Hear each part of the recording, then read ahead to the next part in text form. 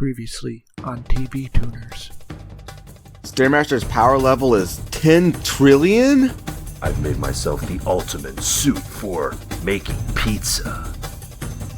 My god, these protesters are storming the TV Tuners house. Swanson, you can't put pizza in a breakfast burrito. Just wait till they get a load of me and my dog. Today I will put a spoon in the microwave. And now, TV Tuners continues.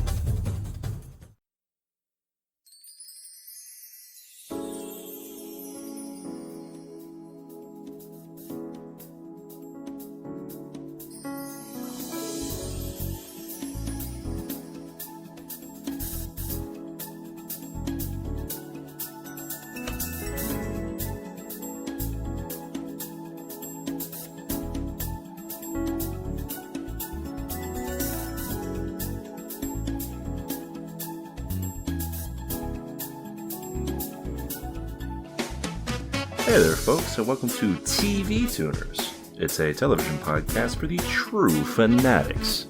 It's a weekly dive in the latest in TV news and reviews. I'm your host, Swanson. With me, as always, is my co-host and guy who's really working on those New Year's resolutions, Stairmaster.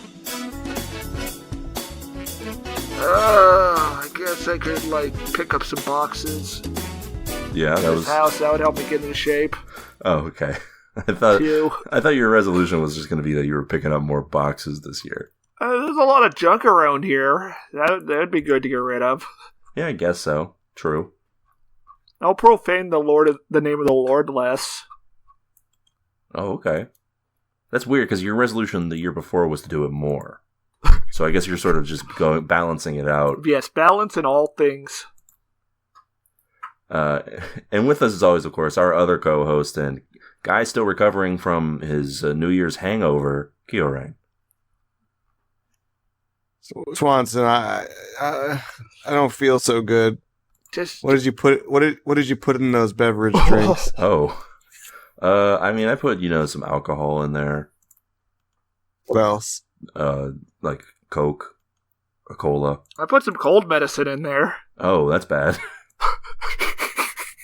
You didn't see the Hat Man, did you, Keo? That's who that was? Yeah. Maybe. I can't really see through your eyes, but only if you'd had him, not too much. Oh, well, he said his name was Reginald, I think. Ooh. But I guess he's the Hat. I don't know. He was wearing a hat, and whenever he talked to me, it was like barely a mumble. I could barely make out what he was saying. He was just like, yeah, that's it. It's time True. to. Yeah, that sounds like him. Was he nice? I mean, I don't really know what his disposition really was. He was looming. And he was cloaked in shadow. Yeah, he was cloaked in shadow and looming, and he appeared in multiple locations. That's never a good sign. Yeah. It's sort of like the G-Man from Half-Life. I don't know if good people usually don't loom. I mean, maybe he was protecting me from something much more sinister than him. That's a bad situation to be in, I think. Yeah, that sounds scarier, actually. Worse than that. If there's an entity more powerful and dangerous than the Hat Man, who the Hat Man feels the need to protect me from. That's like a way less fun version of Terminator 2. Yeah, especially because you wouldn't even really be able to hear him say, "Get down." Anyway, welcome to another exciting edition. I think I'm fine, though.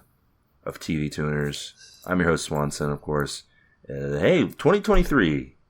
We're here. We did it. We did it? We did it. It's another year under our belts. That's crazy. Yeah, 2022. What we're going to do here today, of course, is look back on the year fondly? Question mark. Yeah, 2022. Worse than 2021, better than 2023. But yeah, we're going to talk about not just not the year in general. We're not, what are we, like, weirdos? We're going to talk about the year in TV, or what we did in it. Yeah, well, We should just talk about if we were talking. We about should the just whole do year. we should just do like an NPR show, just where we Like a talk recap about of the like whole things year. that happened. Yeah, just me. I'll pull up like a list of things that happened this year, and we can just sort of talk about Oh it. yeah, there was a war. Yeah. Oh In the Horn of no! Africa. Yeah. Oh my god, that's crazy. The Ethiopian army was fighting separatists. I want to just talk about like a bunch of like war crimes in like a very like neutral Whoa. way. That's wild. No, you can't say "whoa" on NPR. You can't say "whoa." No one's ever said "whoa" on NPR. No one's ever said "whoa" on NPR They like get banned unless it was like immediately. a quote. Like unless they were quoting like Crash Bandicoot verbatim. They did not say "whoa." And they never have to date quoted Crash Bandicoot on NPR. Today, He hasn't really done much newsworthy. We'll be reciting the script to Crash. What's the name of the Crash game? The mainline Crash games. Crash Bandicoot? I don't know. Crash Bandicoot. That's it. Time Warped? Is that one? Crash Bandicoot. Is it really just called Crash Bandicoot? Oh yeah. Yeah, what did you think it was called? Like, When you hear that the first Sonic game was called Sonic the Hedgehog, where you're like, it's really just called Sonic the Hedgehog? Yeah, well, the Hedgehog isn't Sonic's last name. you thinking like Crash Bandicoot on the precipice of oblivion or something? Yeah. Yes. Crash It's like- Bandicoot. The first game was Crash Bandicoot, Morrowind. simply. The second one was Crash Bandicoot Cortex Strikes Back, and then Crash 3 was Crash Bandicoot 3 Warped. And then what? There was the PS2 one that was the Titans or some shit. It was, Crash 4 was Wrath of Cortex. Yes, that's right. And Then there was the Titans one. And I then think. there was Charge Counterattack. That's true. And that is many considered at the high point of the Crash series. It was weird how he brought his mother complex into that, considering they're not even human. True. In fact, we don't even know anything about Crash Bandicoot's parents, despite the fact that he does have a sister. Crash Bandicoot's hot. Uchara saw as a mother figure. Yes, correct. Yeah, there's. You guys ever seen those pants on Crash Bandicoot? It's wild. And of course, who could forget? And I know Keo loves this one, which is Crash Twinsanity. He loves the music for that one, I think. Is that like a co-op? No, it's not at all. It's not. I think you can co-op that game. You can? Yeah, because I think you can play. Like you can be like Tails. Well, because Crash Bandicoot's the so premise of the fucked game up. is him and Cortex are stuck together or some shit. And I think you can But play. it's not really. both. It's not really. You play as one at a time, not with two players. Oh yeah, I think you're right. It's sort of like Yakuza 0, where you switch between. Yeah, but I mean, Hero except and if Majima. Yakuza 0, they were literally together, and you only play as one of them because the other one is, I don't know, being like driven like a snowboard. Oh, I would play the shit out of that. Yeah, the music from Crash Twinsanity is pretty interesting. It's all a cappella, which I thought was very fascinating when I was in high school. Also, the game itself is bad, from what I remember. It's it's not great. It's not great. So I think it's fucked up how he's always running towards the camera. He's not. But he does it a lot. He does it on certain levels where that's the gimmick of the level, Yeah. like he's being chased by something. Yeah, well, Sonic only gets chased by the gun truck like once. Those levels. There's like a few levels out of each game where he's running towards the camera. Yeah, and those levels are always kind of hard. Yeah. There's like a giant thing chasing you. And unlike the gun truck from Sonic, it's actually a threat to you. Also, if you die, you turn into a little Crash Angel. They made a Crash Well- Bandicoot knockoff game based around the M&Ms.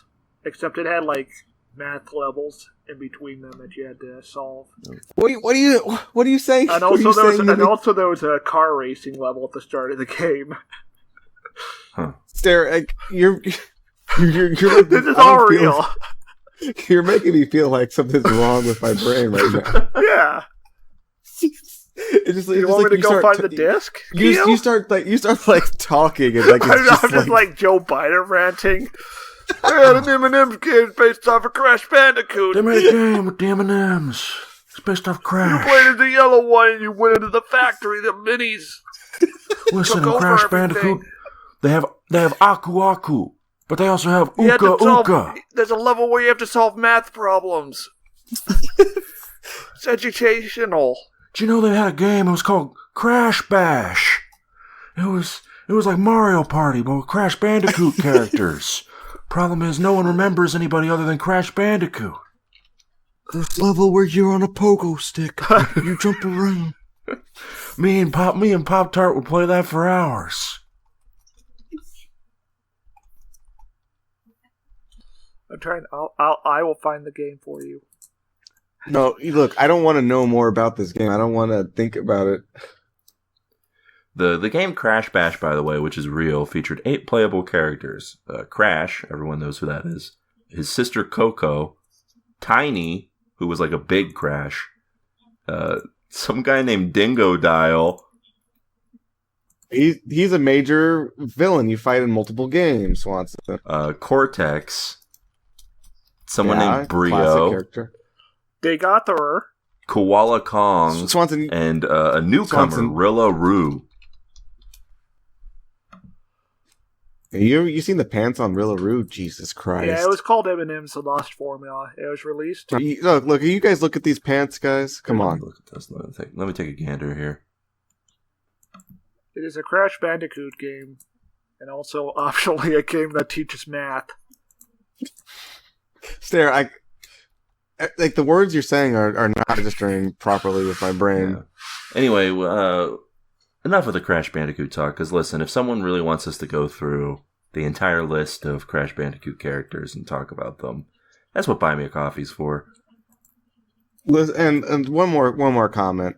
If you wear pants like Rillaroo, DM me. But yeah, you can go over to buymeacoffee.com/tvtuners, and a single coffee will give you a single thing for us to discuss. More on that at the end of the show.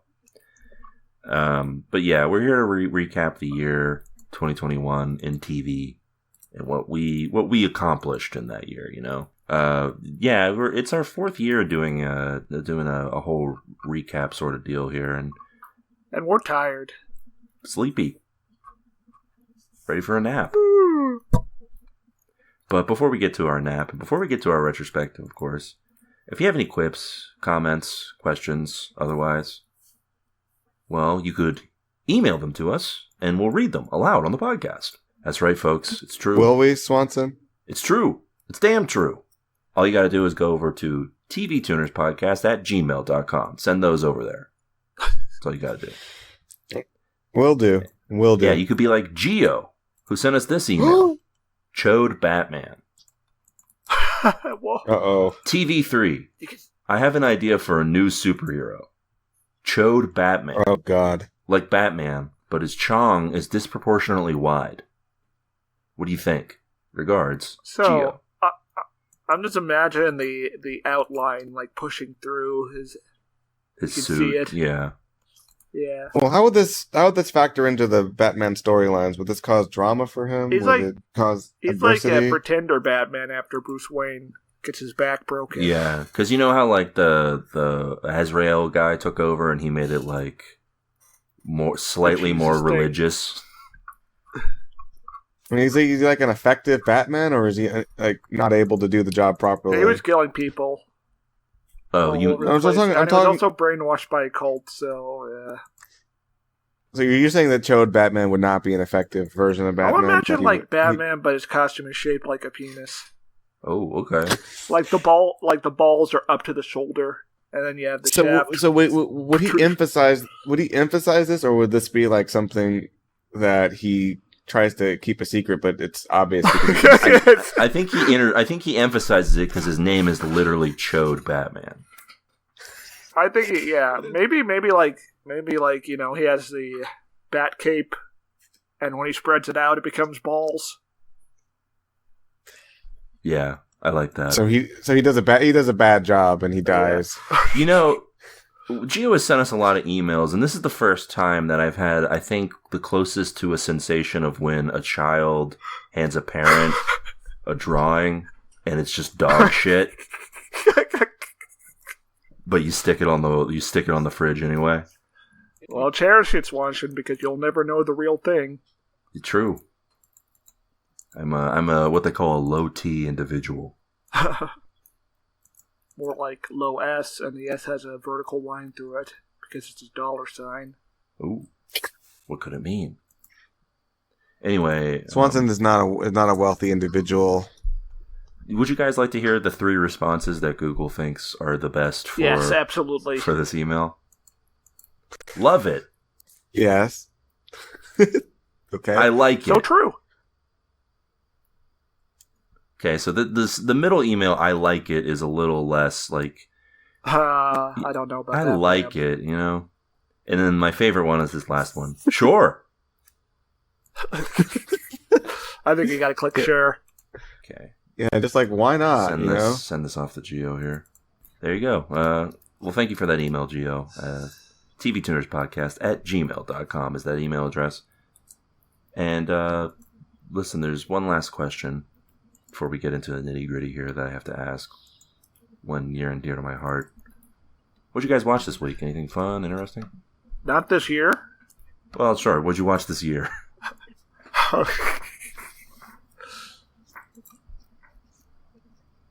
I didn't watch nothing. I watched Samaritan starring Sly Stallone. Oh. I've heard bad A things. grumpy old man, ex-superhero, teaches a child, a latchkey kid, The importance of Christmas. about being a hero by beating people up really violently. Okay. Hey kid, I'm gonna teach you how to be a hero. Listen, watch me beat this man up. Death. This has like the most underdeveloped villain of all time. There's a guy named Cyrus who's got a street gang, and he just wants to be Bane because he grew up poor. Well, it's interesting. Relatable.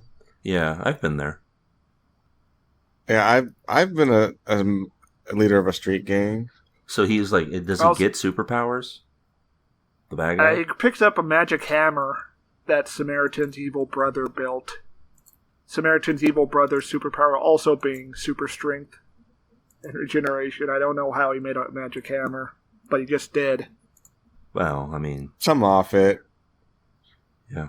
Yeah, I mean, who among us hasn't thought of making a magic hammer before? Just none of us had the resources, unlike this guy's brother. Or the burning hatred to empower it. Yeah. True. I mean, plenty of people have the burning hatred, I'm sure. They just don't have the power. Anyway, is this a good movie? No, there's like one cool moment.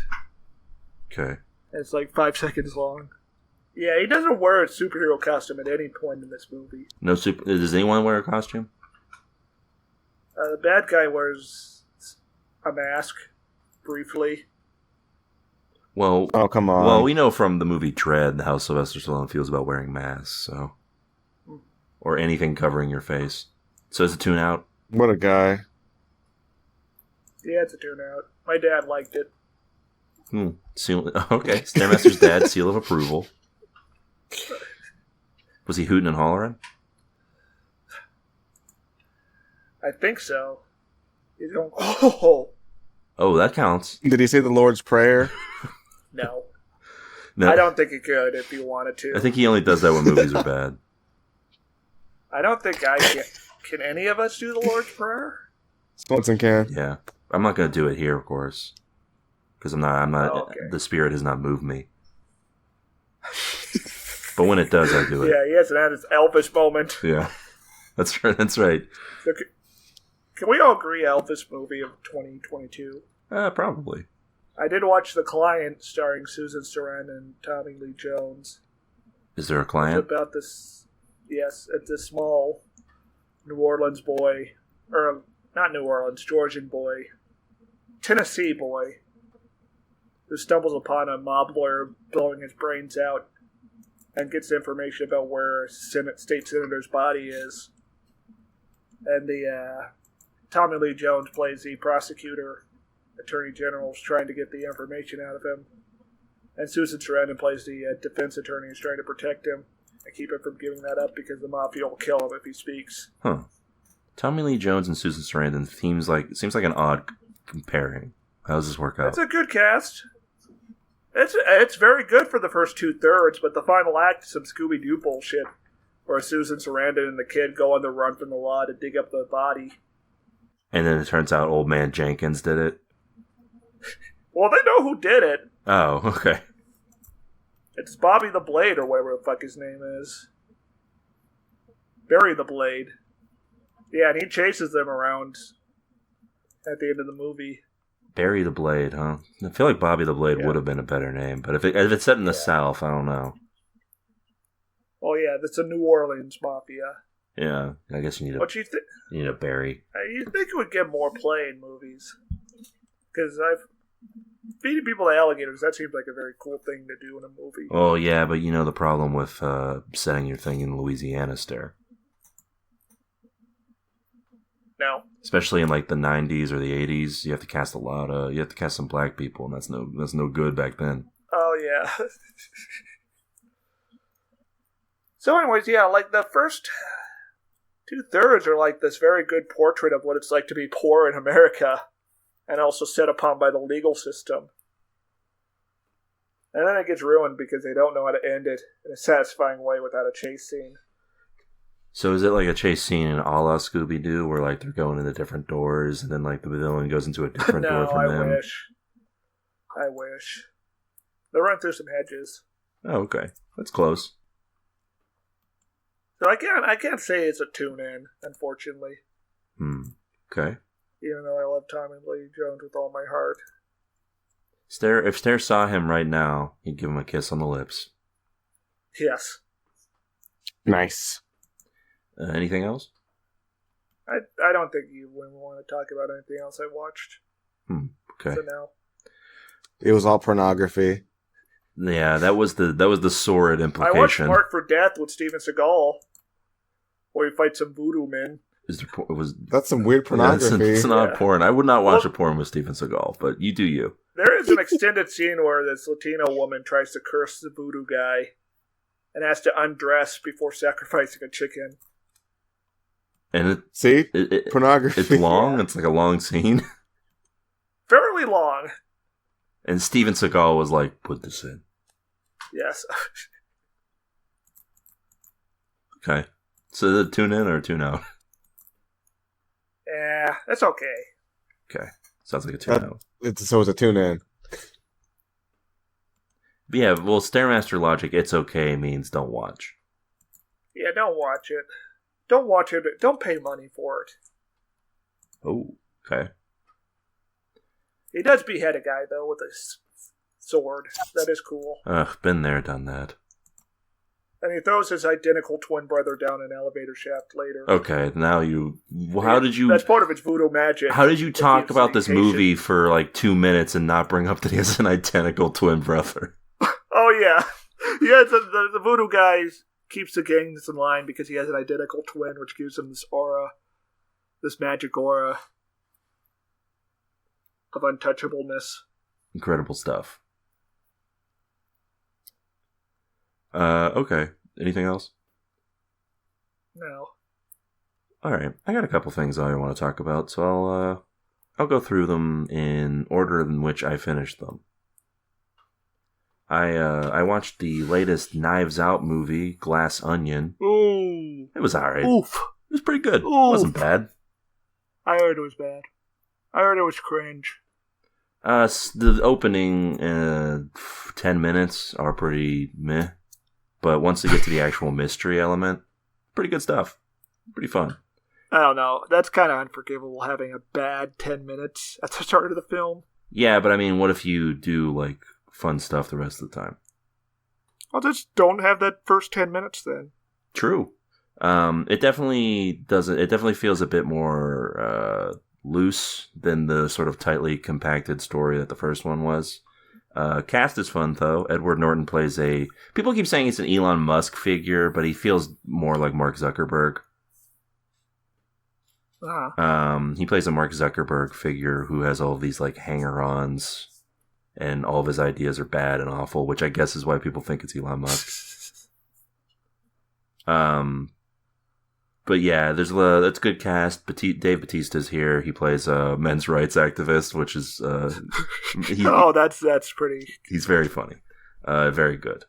But the cast all around is fun. Daniel Craig he's having a great time here. He's out to lunch. The accent is. Yeah. I feel like the first movie, a lot of the talk was about how ridiculous the accent is, and by this movie, you've accepted it, and now you just sort of. Mm-hmm. You accept how no Southern person probably talks like this unless they're Foghorn Leghorn. But overall, it was a pretty good time.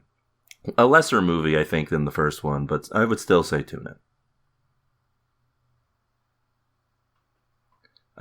What else? Another thing I watched was the latest, and by the latest I mean from last year, 2021, Paul Thomas Anderson movie Licorice Pizza. I had heard this was kind of a lesser movie of his, but it was all right. It wasn't bad. There's Licorice Pizza. Yeah, it's named not after some sort of garish dessert that people eat in L.A., but rather a chain of record stores that were around in the 70s, where the film takes place. Oh, that makes sense. That sounds delicious. It has the son of Philip Seymour Hoffman is the main male protagonist. Philip Seymour Hoffman. Yes, correct. It's his film debut, and he's really good. He kills it here. And the female lead, whose name I don't recall, she's one of the three members of the band Haim, made up of all sisters with that last name. She does fantastic work here, and it's a good movie all around. There's a little weirdness with an age gap. It's an age gap romance type of deal, but not really a romance. Think of it sort of like Punch Drunk Love, but with people who are in a stage of arrested development. One's 25 and the other is, I think, 16, which makes it weird. So, like Char Aznavour and Lala Soon. Yes, true. Now. But no one dies. Which, I don't know if that's spoilers, but I don't think you expect a death in the movie. Bradley Cooper shows up at some point as portraying a famous Hollywood producer, and it almost steals the entire movie. Whenever I watch any movie, I'm just always bracing myself for a death to happen. Do you like breathe a sigh of relief when no deaths happen, or are you like, oh, come on? I breathe a sigh of relief. I'm just like, oh, thank God. Glad they made it. Glad they made it through. Like, this lighthearted. I'm watching this lighthearted rom-com. And I'm just on edge the whole time, thinking so they could die at any moment. He's watching 50 First Dates, and he's just waiting for the shoe to drop for someone to just get murdered. I unironically do get on edge. Sometimes thinking someone's going to get shot in the head, like it's a jump scare or something. Oh man, Uncut Gems must have been terrible for you then. Yeah. But no, I got spoiled on that, so I was very comfortable the whole time. You were like, you were just like sort of singing like a little song to yourself at the end of the movie. Yeah, I was just like bobbing up and down like Kirby with the headphones on. That was so. You're saying that you were spared a stressful experience with that movie, and you just happened to just enjoy it? No, I was actually kind of still stressed out the whole time because he didn't have his gem. It's true. He didn't have his gem. It's stressful watching somebody just like spiraling down. The classic line from that movie is when Adam Sandler screams, "I need my gem!" He does say that. Anyway, light tune in for Licorice Pizza. I don't care. Last thing, probably the thing I think would bring the most discussion, so I saved it for last. In the latest edition of Swanson Catches Up with TV that's been out of the zeitgeist for a while, I watched the latest season of Stranger Things. Oh. Not this shit again. Swanson, I really... Look, okay, shut up, Stairmaster, shut up. Alright, I'll just be quiet while you talk about Stranger Things. I need to hear I gotta know what Swanson has to say about this. I'm hyperventilating here. Swanson, come on. Swanson. So, the new season dropped in the summer, I think, and Oh my god. 9 episodes. It's 9 episodes Okay, long. I'll Do you want to guess how long the entire show is? It's 9 episodes. How long do you think each episode? Like, altogether, what do you think the runtime is for this 9-episode season? 16 hours. You're not far off, Keo. It's 9 episodes, and it's 13 and a half hours long. My god. Like, I guess the editor left That's unfortunate. between seasons. I don't know. There's definitely moments that could have been edited at some point. And it's pretty bad when you, as a viewer, notice that. Like, I think that's not a great sign if you're like, oh, they probably didn't need this. Like, I should not be watching the finale episode and being like, let's wrap this up, guys. Come on. But a reason I think, one of the main reasons, and this is just conjecture here, there's of course nothing been confirmed, but one of the main reasons I think it's so long is that, and I did this math, and I kept it in my little notes app on my phone because I knew I wanted to talk about this.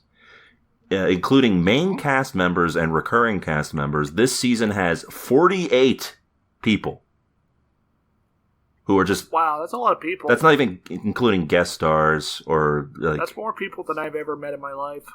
That's 48 people Same. who are listed as main and recurring characters on the show for this season. That's too many. That's too much time to devote. That's like a Zeta Gundam situation. You got too much of a cast. You Yeah, need to focus on the important people, like Yazan Gable. exactly. And there is a sort of Yazan Gable figure in this season. Does he look like Sting from Dune? No. Unfortunately. Which, that That would would fit. own. That would fit given the timeline in Stranger Things. But yeah, it's just, there's too many characters, too much going on, and like, not all of it is important episode to episode. I don't know. It's just, and there's just this willingness to not kill off people who've been there from the beginning. Oh, so it's like Bleached. Yeah, true. Except instead of cool designs being like the thing that comes up with a new character, it's what wacky trait can we give this new character? What role could they fill? Because this season, some of the new people we have is we have a new jock character who's a real dick. Oh, I wanted one of those. They may like. What if he was like gay? That'd be interesting. No, he's not. Gay He's jock. he's mad because his girlfriend got murdered by the new Spooky. Oh, I would be so fucking pissed. The new if Spooky that happened guy to who's me. totally not Freddy Krueger. But yeah, then there's a new Spooky guy, and I guess after 4 seasons of other shit, or 3 seasons of other shit, they realized that in this 4th one they could do like an actual bad guy who talks, and like is like a physical being. Yeah. But also they had to have Freddy like some Krueger. big backstory with him and stuff, so you have to waste time on that too. All in all, I feel like it was a mixed bag where it's like, I like these characters that we were with from the beginning. What if we just focused on these characters that we were with from the beginning? But no, we have to spend some time in like Russia with some weird Russian guy who does like a Yakov Smirnoff impression. So you were not impressed with this season's one? No, I feel like overall it's kind of a tune out for me. It's a lot of just shuffling around with these 48 characters. And now it's all over, right? No, there's still another season there. Oh, It ends on a fuck you. cliffhanger even. Look, they finally get to explore the upside down something. It's true, they do get to do that, Right? yeah. The place that I was really interested in learning more about because Oh, you learn all about it in this one. You learn about how it all happened. I really wanted to know. I was really curious about that. Is my sarcasm coming through on that? Yeah, I think so. Why isn't the show over? Can you explain that to me? It's popular. People still like it. Why? Stranger Things 4 Stranger Things 4 is the second most watched thing on Netflix ever. So of course they're going to keep making more. They're already talking about making spin-offs. What spin-offs could you possibly do? What are we going to watch? Like Hopper's Happy Hour? I'd rather watch Hopper's Happy Hour than whatever Stranger Things. I have convinced myself now that it sounds like a good idea. If it's like they're like a Cheers-esque sitcom where Hopper runs a bar. Yeah. They have their own Norm. I mean, and it's just I'd Norm. watch like 3 episodes of that and then drop it. Yeah. I'd watch 1 episode maybe. For the podcast. If you guys had put me up to it. Yeah. Even if you were supposed to watch more, you would not watch the rest. Yeah. But yeah, that's going to be I think it's going to be a tune-out for me from Stranger Things. Will I still watch it when the final season comes out? Only God knows. You will watch it. Yeah, probably. Anyway, that's it for me. Eat your slop, piggy. Before we get into the 2022 retrospective, do you guys want to talk about the Christmas episode, the Lost Christmas episode? Yes, I do want to talk about the Lost Christmas episode because this is a very important cultural experience that we were supposed to talk about and we didn't. Yeah, so this year we were going to try and sort of tap back to the memories of I think anyone who's lived in the U.S. We were going to watch the Charlie Brown Christmas special. And we did watch it. We did watch it. We just did not record an episode on it. So I guess we'll just sort of instead of recapping a show that once a caught syphilis. True. I did, and it was I technically still have it, but I'm fine. I'm living with it, you know. I'm glad you made a full recovery. Well, I will be dying soon, but is that what IV's all about? And that yeah, and that's why I've spots all over your skin. Yeah, and why I've lost 30 pounds in the last 2 weeks. Anyway, I thought I did think it was odd that guy in a suit made a sign. What was it called? A DN. What was it again? DNR. Yeah, do not regurgitate. I don't know what it was, but it was like, yeah. What was that about, Swanson? Oh, well, you'll find out in a couple weeks, days probably. Okay, sounds a little ominous, but it's all good. But yeah, we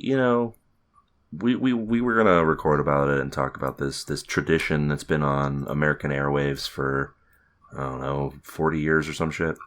Anyway, we were gonna talk about it. Was it on this year? But we don't know because we don't actually watch broadcast television anymore.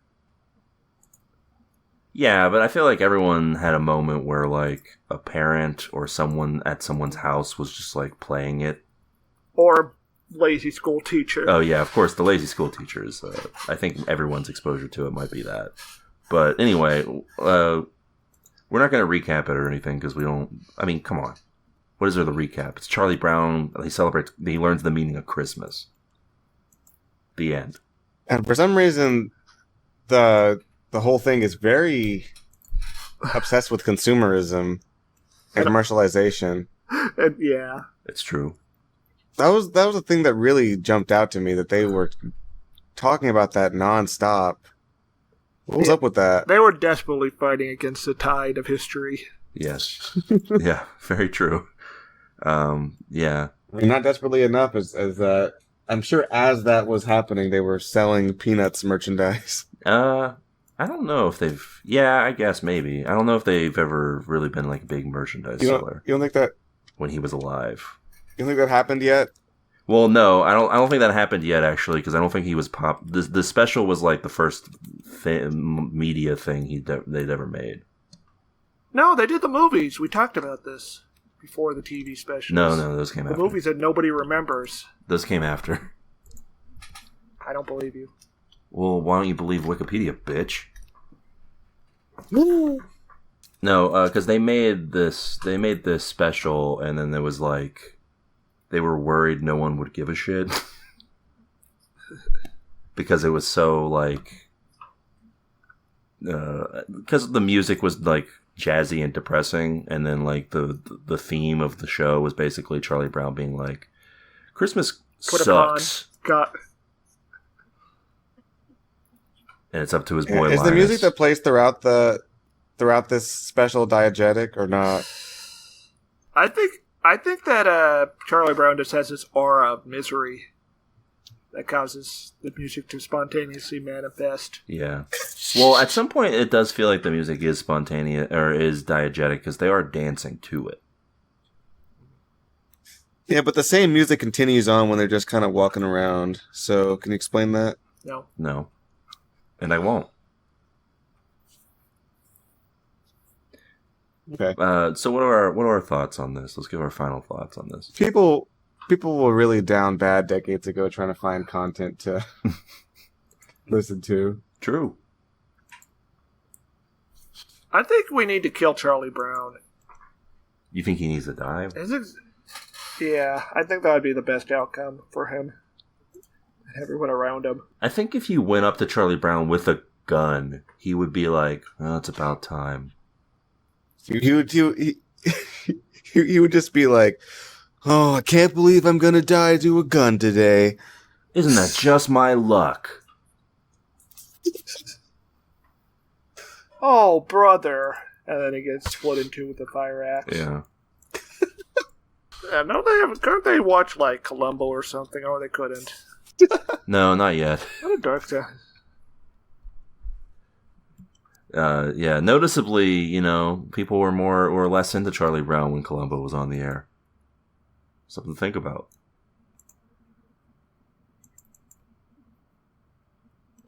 I don't know. It was one last thing. Yeah. Every time she offers you the football, she pulls it away at the last second, but you go to kick it anyways? What do you think's going to happen there? I just gotta know. Something's just not adding up there. I'm imagining Columbo sitting down at like Lucy's like psychiatrist stand, and he's like, "I got this problem. See, I'm trying to figure out Charlie Brown. He's a little kid, but he's got so much existential crisis." Now imagining Will Graham talking to Hannibal Lecter, trying to figure out Charlie Brown.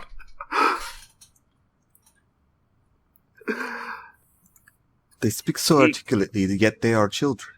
And he kicks the football, even when he knows it will be denied to him.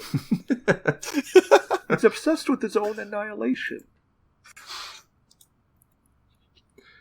But yeah, I don't know if the Christmas special's like... Why does Lucy do that? Huh? Why'd you gotta be such a bitch? Cut it out. True. Why don't you just let him kick the ball? It's Christmas time.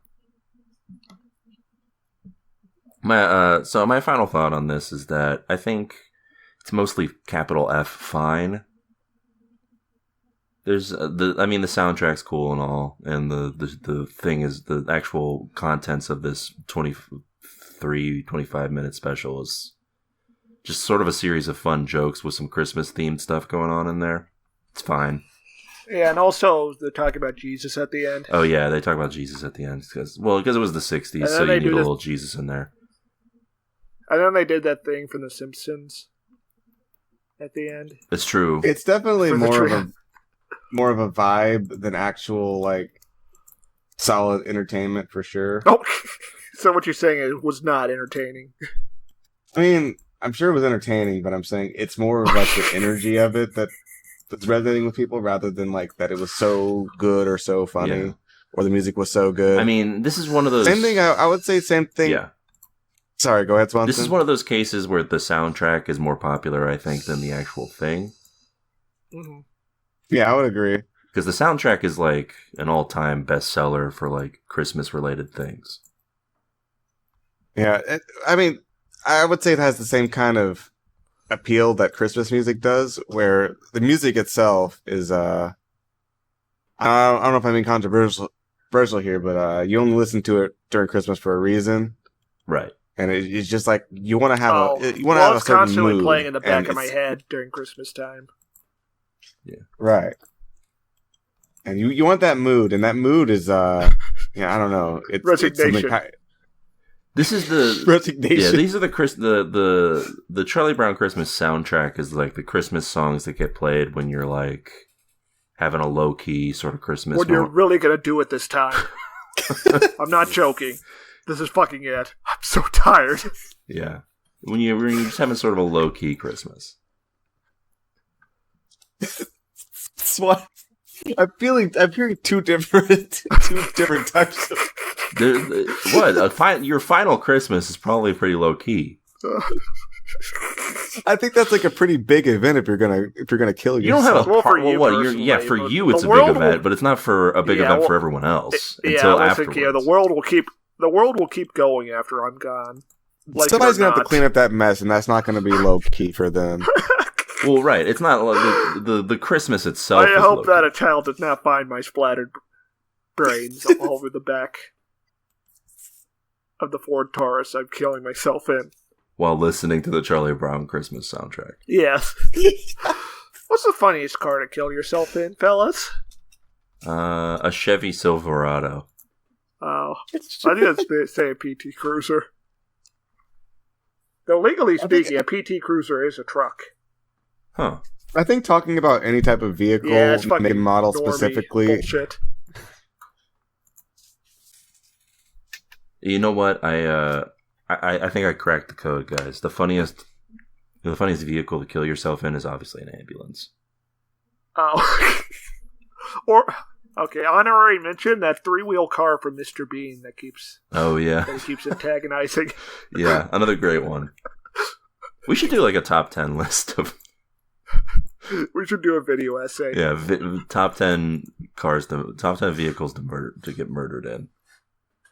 That way it shows up in the algorithm still. I think that would get taken down, and then we would be forced to commit suicide by Joe Biden. Oh. Yeah. You're gonna be punished for a crime. No fun allowed. And the only way I see you're gonna kill yourself in a Ford. People keep talking about Chief Keef, saying he's not real. My man blasted cops. He got that thing. Anyway, tune in or tune out on the Christmas special. Tune out. You should watch Gundam instead. Armor Ray is sort of like Charlie Brown. Well, I just wanted to say, this probably takes you back to being super psyched that this was coming on TV soon. We all sat in our hideously decorated 70s living rooms in our pajamas. All right. You could smell the tree combined with the toxic silver tinsel on it, and adorned in really old lights with a bunch of burnt-out bulbs your dad forgot to change. Mom would have an unidentified drink in her hand, getting slightly toasted and smiling at her kids. Dad was out cold in his chair already. Then holy SH! Exclamation point. That CBS special presentation logo music comes up, and it was finally on. The first refrain of Giraldi's music lets you know it's this still really going. is special. And this was the only way we could watch it, and it was once a year. We'd be thinking about presents and how there is no school for 2 weeks. You don't live in the past because the past lives in you. Merry Christmas. Do you think that was their actual first experience with the thing, and it wasn't just their parents put it on? And they were like, "Huh, music kind of slaps." Watching this as an adult is really very different as a kid. You catch on to all the liberalism and insanity pushed back then that you never noticed. Thank God. Still good, but kind of spoiled it for me in my memories of childhood. ... Sad face. So these are obviously not your actual. These are some thoughts you've taken from someone else. These are my personal thoughts of living up, growing up in the 70s. True. Oh, how old are you again? And becoming like some kind of weird, grouchy conservative who can't watch anything media that can't watch anything without complaining about how it's got liberalism in it. That features black people and women. Oh, ooh. You know, if a gay character shows up on screen, hand me the remote. If a gay character turns on screen, I go, oh, great.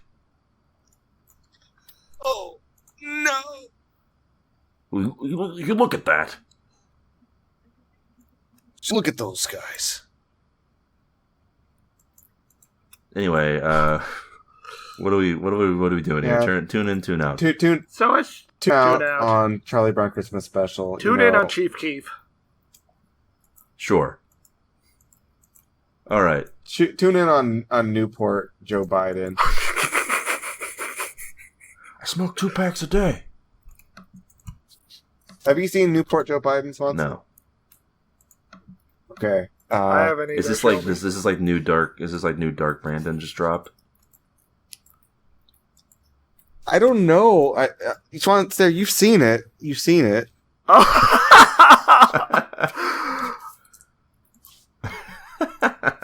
Well, you know how I started a segment of the American Society Loves Newports. Uh-huh. And you like Venn diagram that with some other subcultures, and that's how you get that guy. Hey man, I'm just trying to get some change to go downtown. You got anything for me? Hey man. Do you think I could do that look, Keo? There, you could pull it off, and you have no idea how laid you'd be. The raw sexual chemistry. I just walk into a room and the Among Us Drip remix starts playing. Yeah, the raw sort of sexual aura coming off of you from this drip that you would have. For those of you who are listening to this and cannot see the photograph I've shared with my friends here, which I'm told is everybody. I posted it to Twitter. It's Joe Biden coming out of a convenience store, and he's wearing the Newport fit here. He's got a hoodie, the Newport hoodie, which looks like the box Newport of sweatpants. Yeah, it looks like a box of Newports, but it's a hoodie. He's got his hair in blonde, and like corn cobs. Is that what's called? Cornrows. Cornrows. Corn cobs. Yeah, he turned into a corn cob. I'm so sorry, everyone. He's got a cigarette, which I assume is a Newport cigarette, in his mouth. He's holding a box of Newports, and he's looking fresh here, folks. Yeah, it's true. But whatever you do, buddy, do not go into Baltimore and order yourself a pack of Newports, or at least watch your back when you do it. Yeah, rest in peace. Anyway, yeah, so that's it for the Christmas special. So let's look back on the year of 2022. It was an odd year, 2022. Of course, a blood-filled year. Yeah, a lot of death. A lot of murder, actually. A lot of murder that we committed. Anyway, yeah, it was a strange year for the podcast in general because for the first time ever, we did more Buy Me a Coffee episodes than we did mainstream episodes. We did a lot. For some reason, we expected you not to be profligate with your money, considering how small the user base is. Yeah, we didn't expect people to be buying a lot of shows for us to watch, making us watch a lot of horrible things.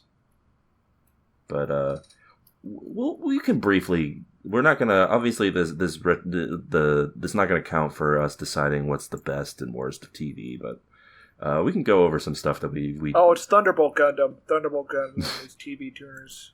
We can go over some of the stuff we did. We finished our Gilmore Girls series for the time being. Hopefully, forever. Thank God. That was a thing we did. We did watch Mobile Suit Gundam Thunderbolt. That was good. Good time. December Sky. We be confused with Mobile. We stomached through 4 episodes of the live action Cowboy Bebop before deciding to instead watch 3 episodes of Bosch and 3 episodes of Dexter. Which was a very huge letdown considering how much I had hyped it. Yeah, true.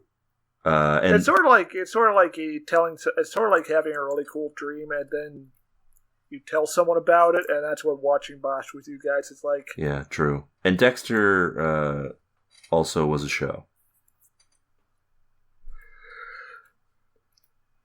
We watched Space Jam: A New Legacy. You guys remember that? Oh. No, we didn't watch that. Stop it. Yeah, we did. We watched all of it. I watched it at double speed. Yeah, that was bad for you. I bet. I'm a different man now. I'm different. Changed. A changed man. And of course, angrier, perhaps sadder, most notably, we watched all of the '90s Berserk animated series. That was good. It was a good time.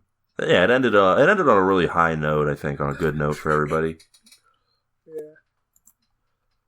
Yeah, we became members of the Pod Hand. It's true. Yeah.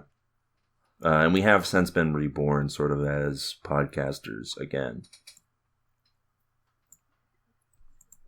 Yeah, like my lower torso is now like a giant microphone. I've got a lot of teeth everywhere. My face is all contorted into this twisted shape. Yeah, my head is actually a pair of headphones. I'm now encased in a tire and roll around all over the place. Yeah, it's pretty cool, actually. Yours is pretty cool, Stare. I'm not gonna lie. Thanks. But yeah, we also, in between all of this, we watched some actual TV shows. I don't have hands anymore. They melted into the tire. Well, you don't. Do you need them really for recording? No. Yeah, that's the other great thing about being members of the Pod Hand is we sort of can just throw our voices. So no matter how far away we are from a microphone, it'll pick up. I can warp space and time. I'm untouchable. Yeah, I guess that's also. I can go very fast. I feel like you're kind of like the odd man out here, honestly. Yeah, it feels like you got actually like a real bad hand dealt to you. I was trying to make you feel better, but. Well, think about it this way: when Guts comes to kill us, I'll get to have the coolest fight since my powers are so mundane compared to yours. That's true. Yeah. I mean, you will be the easiest to kill, also. Yeah. Your death will be the turning point in Guts' adventure when he like manages to cut you in half. Yeah. Yeah. Anyway, we watched some actual TV shows too, and now those are the ones that we're going to discuss. And the actual shows, the actual programs from this year that we watched. We watched 10 of them, which is I think the lowest number we've done ever, but that's fine. According to my research, there are 51 weeks in a year. What happens to the last week? Well, what egghead decided that? Julius Caesar. Oh. I know his salads. Or wait, no. I don't think he made that calendar. Sorry, everyone. So let me mention the first one here, and you guys tell me what your memories are, because I know what mine are. Of course, we started the year strong by watching The Book of Boba Fett. Finally a TV show about respect. A TV show about a guy he's going to rule with honor, with dignity. Why would he do that? I'm a vicious bounty hunter, but I'm going to rule with pride and respect for the people. Why doesn't he wear the helmet? You gotta take it off. He's going to use it as a bucket. Why doesn't he shoot people with rocket wrists? He doesn't have them anymore. He lost his rocket. That'd be cool. You might as well just ask why didn't they make a good show, Stare? Yeah. What if he spent a disproportionate amount of time in a big tank full of liquid, and had memories? I don't think I would watch that. Anyway, it was a bad show. I'm not sure if it's worst of the year material, but it was not good, regardless. It's perplexing. I don't understand it. I'll never understand it. Well, I guess I understand it. People wanted money, right? Yeah. Yeah. Love of money is the root of all evil. It's one of those things that makes you go, as a show.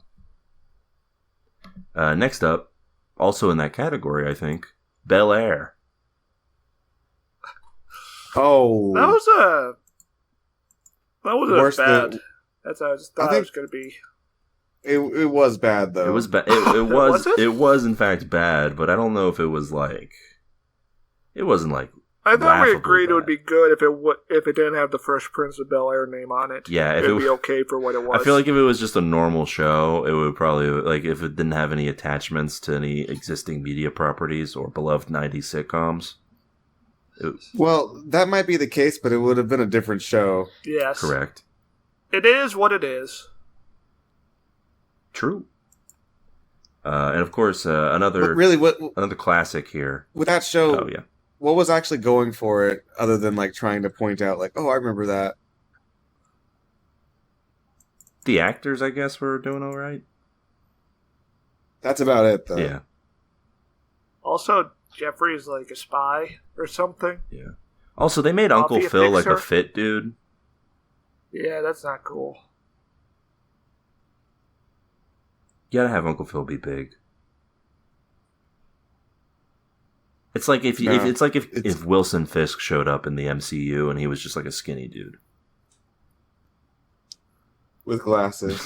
Yeah, and he talked like this.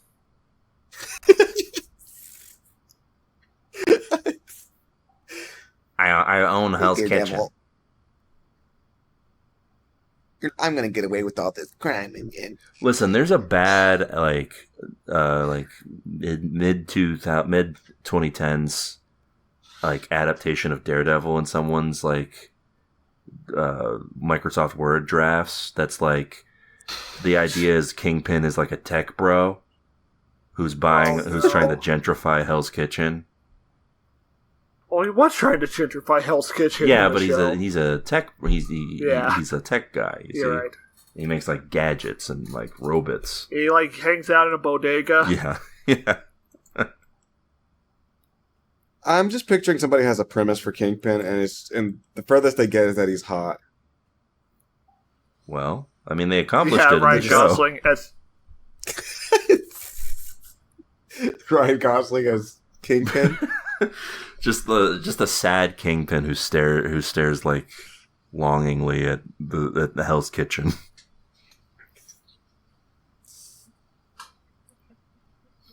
Anyway, next show on our list, Halo. I completely forgot we watched that. Yeah. I don't know if I can remember anything other than that he removes his helmet. Much like Boba Fett. And he's a white guy. Yeah. Remember he like was messing around on a ship where they were going back and forth for a while? Like, yeah, something like that. What was that about? Like he was like, I'm gonna do this. They're like, don't do that. I'm gonna do this. Put it back. I'm gonna do this. I think because he captures the one lady or whatever because her whole people were murdered or something horrible like that. Yeah. They were all murdered. Yeah. And Johnny Halo he doesn't really care. He's stunted emotionally. Right. Yeah, I mean, I honestly don't even remember. I don't think it's a necessarily the worst show of the year material or anything. I think it's mostly just bad. Like, it was just a bad show that I kind of forgot about. Yeah, I think so too. Next up, Tokyo Vice. High hopes. And I thought that was all right, didn't I? Yeah, it was okay. Yeah. First episode, but directed by Michael Mann. Yeah. The rest, not. But, yeah, it was okay. It kind of... I think that's kind of cheating. Say what? That's kind of cheating. Yeah, true. Have Michael Mann on it. Just get Michael Mann in for one thing, and you're like, oh, directed by Michael Mann. Yeah, and then... Yeah, I'm not going to watch the next season, if that ever comes out. True. I'll probably never remember that it did. It's missed potential, I think, with... Because the first couple episodes are fun, and then it just sort of gets repetitive. Sad. Yeah. I get bad, but not in like any major way. Now let's get to. I think we're gonna have some interesting thoughts on this one, guys.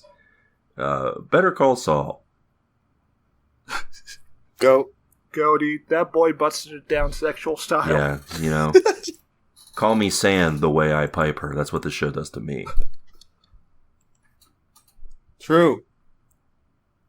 I think we could just call it there. There's nothing beat it. What did an it? absolute legend. Nothing in television, in like terms of just television in general, not even stuff we watched, I think, beat the last season of the I show. guess Legend of the Galactic Heroes, maybe. That came out this year? Yeah. Oh, that's crazy. I thought you were watching some show from the 80s or something. I wouldn't watch old stuff like that. That's lame. It's true. Stare only watches the newest, freshest. But I'm being sincere when I say that, by the way. Didn't you tell me to watch the original Gundam, which is really old? Yeah, it's like almost as old as Charlie Brown. Yeah. In a way, Amuro and Charlie Brown are sort of the same character. Yes. If you put Charlie Brown in the exact situation Amuro was in, it would turn out exactly the same. Yeah, true. I mean, when you think about it, killing Char is like kicking the football. Yeah, Char is sort of a Lucy figure. So anyways, Legend of Galactic Heroes, TV tuner show of 2020 all-time. 2020 all-time, yes. The year of our Lord. No, I mean, it's a formality pretty much, but yeah, Better Call Saul was incredible stuff. What else did we watch, Swanson? Just let's just get What through else? these. Come on. Next up, now this for me is a contender for worst of the year. You guys might, I'll see if it jogs any memories for you guys. The Offer, which was the show about the making of The Godfather that was like 80% made up. Why the fuck did they make that? The end of the show, the end of the first episode that we watched my God, involved the mob sort of trying to silence them from making The Godfather by shooting at the car window, but not them. That show, didn't make sense as far as I can remember. It didn't make sense. Nope. No, things just sort of happened in that show, and they happened quick. It was just like a guy going to a bunch of business meetings, and then they all just said yes to him. Yeah. Right? Well, yeah, because we remember, of course, Yeah. we had there's a long scene in the first episode where he pitches the idea for Hogan's Heroes. And he just sort of pitches it as a collection of characters without the premise, and they're like, all right, we're in. And one of those characters is the female character is described as her main trait is that she's sexy. Yes. Well, which is probably what made them join in, to be honest. Yeah. That's what I'm all about. If I hear about I mean, you can just start saying there's a woman, and I'm already like halfway on board. Just need to add one more little detail. Just gotta, you just gotta tell me. Okay, there's a woman, and she pilots a Gundam, and it's got funnels. Ooh. I'm in. Woman Gundam pilot. Funnels? Funnels? Yeah, I am on board. You had me at funnels. Next up, Man vs. Bee, which I think only me and Stare watched. Yeah, I didn't watch that. I don't know what that even is. Okay, so there's this guy house sitting, and there's a bee that keeps annoying him. Okay, keep going. And he ends up destroying everything in the house trying to kill the bee. Also, the man is Mr. Bean. Yeah. But they couldn't get the rights to Mr. Bean, so it's just Man. Yeah. And also, I think he has a name, but he might as well just be named Man.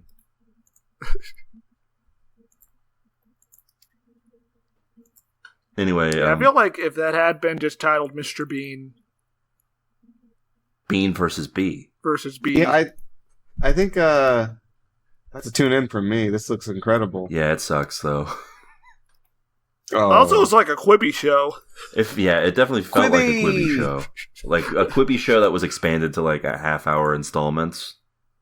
Was it half an hour? Yeah, or no, it was kind of short. Yeah, you're right. It was 10 minutes, like a Quibi. Yeah, because we watched 3 program. episodes of this piece of shit. We did? Yeah, because they were all like 15 minutes long. Fuck. It's a tune in for me. It's an incredible I premise. hate this podcast. I gotta stop doing this. Yeah. Stare's only going to be on episodes that we get paid to do going forward. Yeah. Actually, that is a good idea. Next up, another one that just me and Stare, The Rehearsal. This is a good one. Oh yeah, Gil was on his honeymoon or something, wasn't he? Yeah, that's right. I think. Yes. Yeah, you were. Where'd you guys go? Barbados, Belize.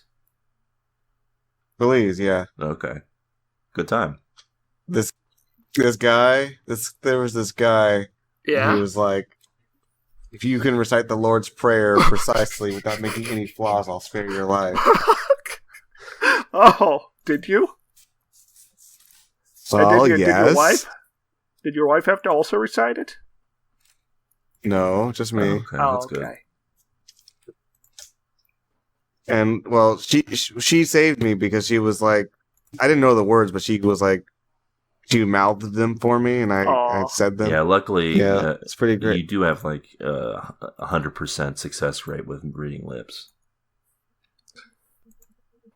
No, I said like a lot of it wrong, but the guy thought it was so sweet and so cute that he spared me. Yeah, did he say like "aw"?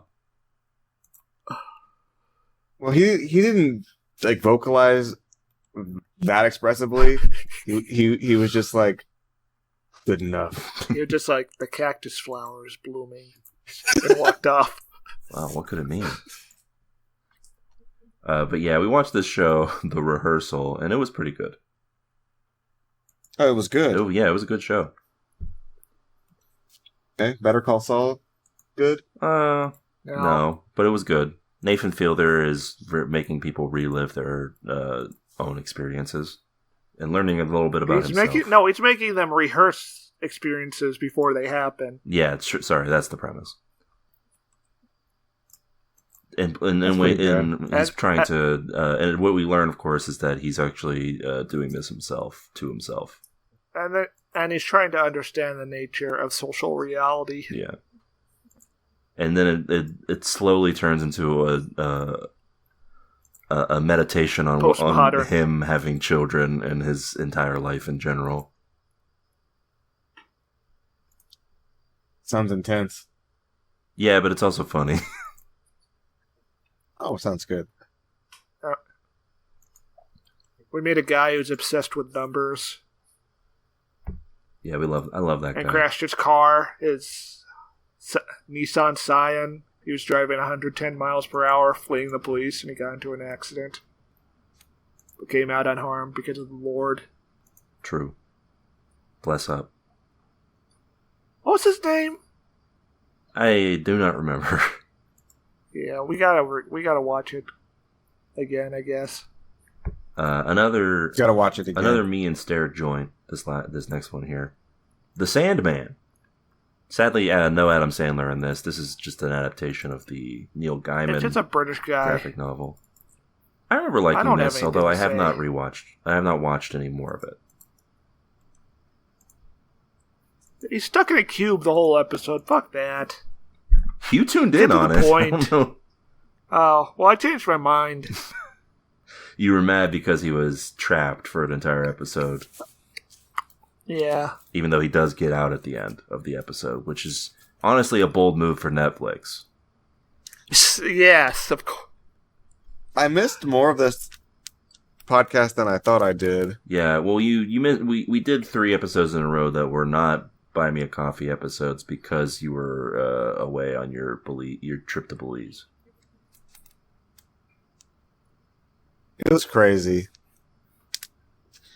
But you were here for this last one. There was a speedboat chase. Oh, between you and like the government.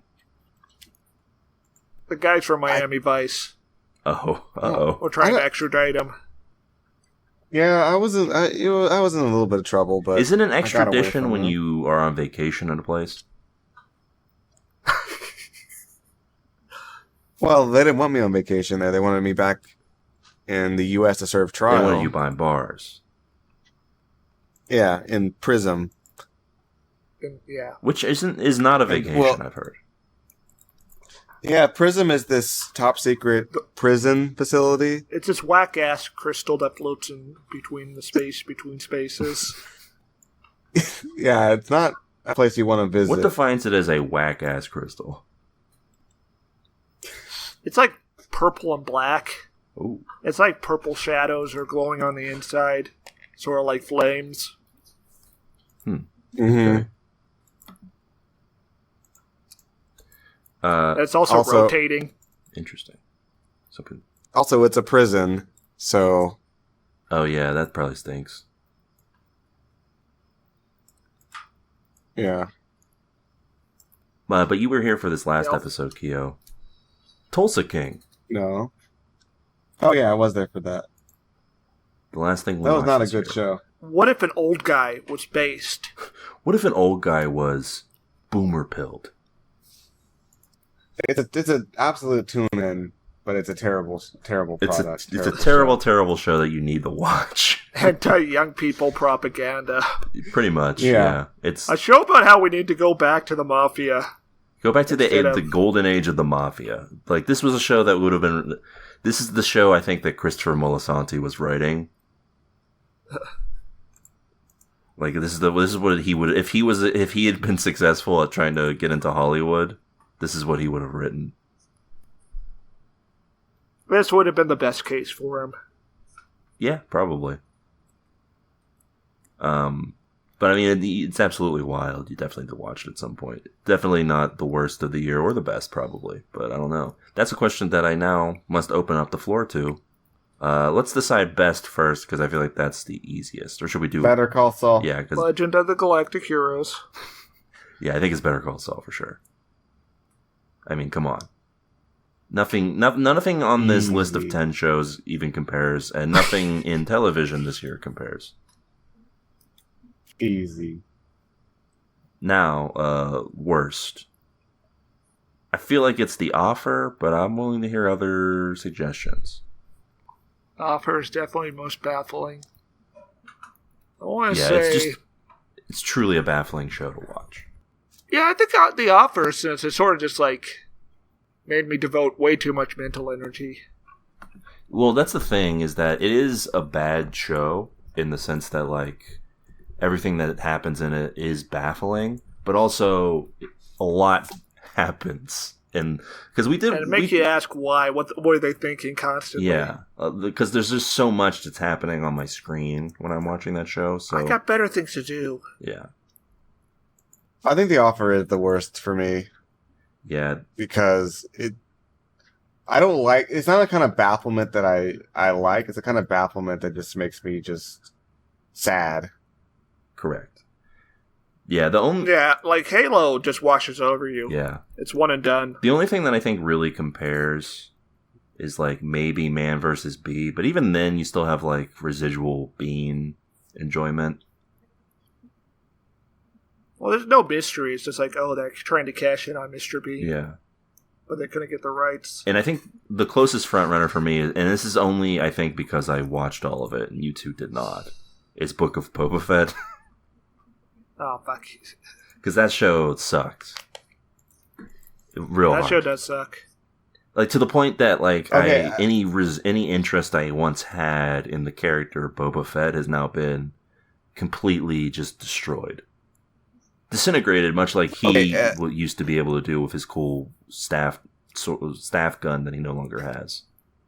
I think we should make Boba Fett worst because it sort of put a dagger in the Star Wars franchise, at least the TV division. And also, it did the ultimate TV sin, and that's being really boring. True. Yes. Yeah. Now, here's a little wrench that makes it a little hard. It technically started in 2021. It did finish in 2022, so does it count as a 2022 show? Yes, fuck you. Yes. All right. Is that what we want to name the worst? Book of Boba Fett? Yeah. Yes. Congratulations, The Offer. You've been spared because you were just baffling enough to be considered more entertaining than a show that ruined a franchise until Andor. They killed all the goodwill the Star Wars TV shows had. Well, you know, all one of them. Yeah, all the Star Wars shows that were already around. Like, it was so bad that people were already not looking forward to Obi-Wan when it showed up, and that also ended up being bad. So, congratulations, Book of Boba Fett. You sucked, real bad. But you sucked with dignity and respect. So there you go. To reiterate, the worst of 2022, The Book of Boba Fett. The best, of course, Better Call Saul. So there, best show on television. We watched 10 shows all together. You guys want to hear what our total was for the year in terms of tune-ins and tune-outs? Pretty shocking to me that it ended up being 5 out of 10. It was a pure even split between good and bad this year for us. That's insane. I would expect like 1 out of 10. Yeah, same. That's usually how it goes. I would have expected much worse, and it ended up being pretty good for us. Now I'm going to name drop the one network that we watched the most of this year, which is odd to me. I would have expected it to be something else, but it was Paramount Plus this year. Weird. We watched 3 shows from Paramount Plus, which was I think Halo, The Offer, and Tulsa King. And it had a rousing 1 out of 3, which is close to how our normal total runs.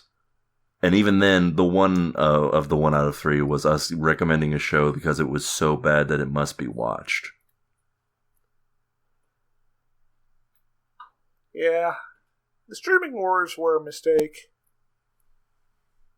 How can they do this? Yeah, true. Let's go back to broadcast TV. No. Let's just abolish television. Oh, true. Yeah, and we could turn our podcast into like, I don't know, a book podcast. Yeah, we can read Legend of the Galactic Heroes. Yeah, that's right. There you go. Hey, that's something. Anyway, maybe we could be like co-stars on the NPR program Bookworm. You can be Book and I can be Worm. Who will I be? Uh-oh. You'll be Michael gone, Silverblatt. buddy. Oh, okay. You've served your purpose. All right. Bye. So for 2023, we are now doing the podcast without Swanson, and we're going to be talking about serious issues, such as the conflict in the Horn of Africa. Yes. Ethiopia is beset by multiple separatist rebel factions. The balance of power is in question.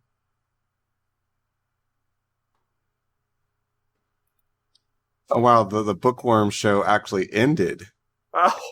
Oh. Hey guys, I'm back. I just realized the Bookworm show ended. I don't know if you heard that. Yeah, this is our 9/11.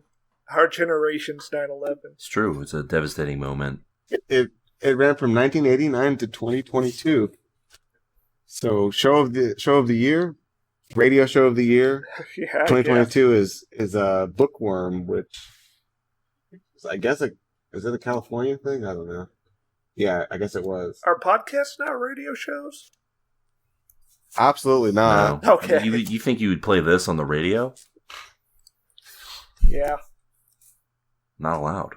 What if I went to like a college and had their radio station play this? I think there would be like riots.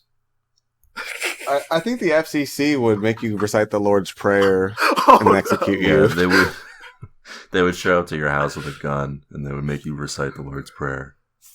Only you don't have a beautiful fiance to like recite the words to you. I'm working on that this year. Oh, new resolution. My DMs starting with the Newport fit. Yeah, that's a great way to do it. Yeah. I need to find a lady who loves smoking. It's perfect. So yeah, we're looking forward to a strong 2023. It's going to be an interesting year here at TV Tuners Inc. And oh yeah, that's another great thing I wanted to mention. We've been incorporated now. Oh, is that part of the whole Podhand deal, or is it separate? Yeah, it kind of comes with the territory because they're all business owners of their podcast networks. But yeah, I can't put a suit on because I don't have hands anymore. I can put it on for you. Okay, well, that's going to be difficult since, my hands are melded into this tire, so I don't know how we're going to get those through the sleeves. Well, I did name a CEO who isn't us. Okay. I named Reggie the Hat Man. Oh. Oh, I guess he's my friend. He was protecting me. The Hat Man. Yeah. Now, was he protecting me because he wants me to live, or protecting me because I'm his prey? What do you think? Yes. There's only one way to find out, and that's to talk to him. The answer can be both, Keo. Talk to him later. But yeah, it'll be an interesting year for the show. But we're getting back into the swing of things with our Buy Me a Coffee episodes. Buy me the coffee now. That's right, yeah, buy me the coffee. Of course, I already mentioned it at the top, but I'll mention it again. All you gotta do is go over to buymeacoffee.com/TVtuners. A single coffee gives you a single episode for us to discuss. But we'll be going strong on that next week by focusing on a little film by a man known as Michael Mann. My man, Michael Mann. Michael Mann facts. We're going to be discussing his debut feature, Thief, next week on the pod. That's crazy. So until then, What? keep your friends close and your enemies closer. And don't forget to keep watching. Bye. It's over. Oh, I found him. Sorry. Hey, folks. Unfortunately, this week I do not have a TV Tuners fact of the week, but I do have a TV Tuners tidbit of the week. Today's tidbit is: did you know Stairmaster is the king of 2022, which is unfortunately over? Think about it. Bye.